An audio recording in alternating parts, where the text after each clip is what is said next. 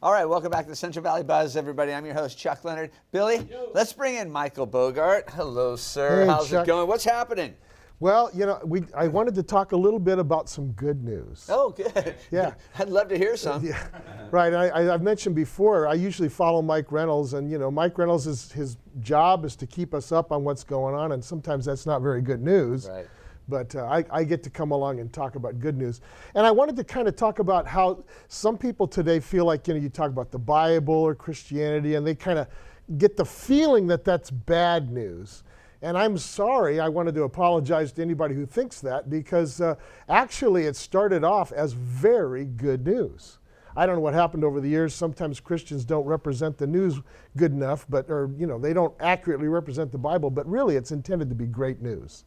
Wanted to talk a little bit about that. Okay, well, tell us about it, because I see you brought your whole library with you. Well, today. and not all these are about the Bible, just the top one. But, as someone who's taught world religion in secular institutions for a number of years, I feel like it's my job to make sure that people see things in perspective if I can. Well, it's hard to talk about the Bible like on the internet or something, like social media. It's just like talking about politics, but sooner or later someone's going to not agree with you. Well, and the thing about today is that sometimes people shout people down before they really hear them out. With the Bible, they've been doing that for centuries. Well, sure, absolutely. But so let me just talk about, the Bible talks about the God who is powerful and good and loves people, is seeking relationship with people, has chosen a nation, Israel, in the Old Testament to promote that to the world, and then through Christ has reached out to the entire world in the New Testament. And so, the big picture of the Bible is that God wants us back. And I think my favorite of the stories that Jesus told, remember Jesus told these parables. And my favorite is the prodigal son, where this boy, takes the inheritance from his father, and he goes and he lives this wild life. And then he's on the verge of starvation and decides that maybe he should try going back home because his father actually loves him. And the father takes him right back in a heartbeat. And obviously Jesus is talking about God wanting people to come back to him, and will take them back really as long as they want to come home. So that's what I think the message of the Bible and the New Testament is. It's an invitation to come back to the God who loves people so much. Are people taking that invitation these days? Well, certainly. And you and I have been talking in past weeks about how that message is resonating in developing countries. Asia, Latin America, Africa, that message is being received in huge numbers. How are we doing in America? Well, as I've said before, America, we're stagnated because I think we're hung up on this negative image that Christianity, whether we deserve it or not, whether it's built up over the last 50 years. And I think right now all you see is all the negative, bad examples. And what my ministry is all about is trying to change that image if we possibly can. I see the people on the internet, a lot of them, the younger people, denouncing the Bible, say, and they're what is it, agnostic and the non-believers. And right.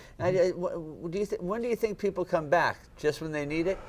I think it takes a life crisis sometimes for people to realize how vulnerable they really are and how much God would love them and bless them if they just gave them a chance. And I really think that's true. I begin to see that with, and I teach a lot of college students, so I'm kind of familiar with the young aspect of things. And I see a lot of young people who, like, for example, in my classes, sometimes I have the opportunity, through what I teach, to talk about these issues. And I find that young people are absolutely spellbound by some of the stories that Jesus told.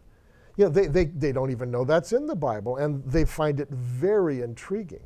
So I think the message does resonate. It just has to be, I guess you'd say, communicated correctly. I'm wondering if you have people that take your classes. Do you have the agnostics and the atheists taking your classes? Absolutely. Oh, yeah. And are they antagonistic in there? I think it takes, many of my students, as a Christian who teaches world religion, and I try to do so from a completely unbiased, fact-based point of view. It takes my students about 3 or 4 weeks to kind of figure me out and make sure, become convinced that I'm okay and you're not that Brim and Firestone guy. I'm not trying to push my agenda like so many, on the other side of the aisle. Professors will push their agenda very freely. They find out I don't push my agenda. They find out that I'm very friendly.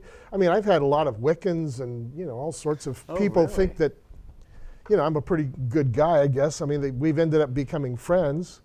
You're friends with Wiccans? Well, my students, I'm very friendly to them. I try not to judge people. I try Do you to talk about your books in your classes? Well, here's your segue. Okay, you're giving me an entree, aren't you?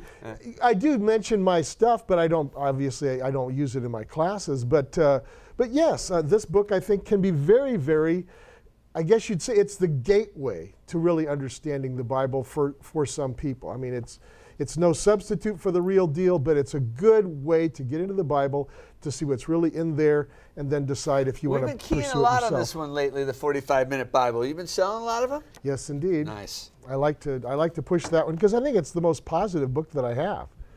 I mean, I've got other ones on Islam. I mean, the Understanding Islam one. Yeah. This is your #1 seller right here, that right? probably is right up there. The Islam book is also fact-based. It's not anti-Islam. It's not pro-Islam. It's just here's what it is. I've got one on the Jehovah's Witnesses. Let me see the Jehovah's Witness one. Yeah. One on the Mormons, one on the New Age movement. And again, they're all just based on facts. I've had people from those groups review them and say, thank you, that was fair. I feel like the truth kind of wins out eventually. What's the best website to go to? Aspect Ministries? AspectMinistries.com. That's all you need to know. Go there, they can order the book right from there? Right under the product tab. Yep, awesome. Absolutely. Hey, this is Michael Bogart here with me every Wednesday. Go to AspectMinistries.com. Buy one of these books. I have the 45-minute Bible at home, and I read it all the time. Mike, thanks for coming on. Chuck, always good to see you. It's a pleasure. We're going to take a quick commercial break. We'll be right back. Stick around.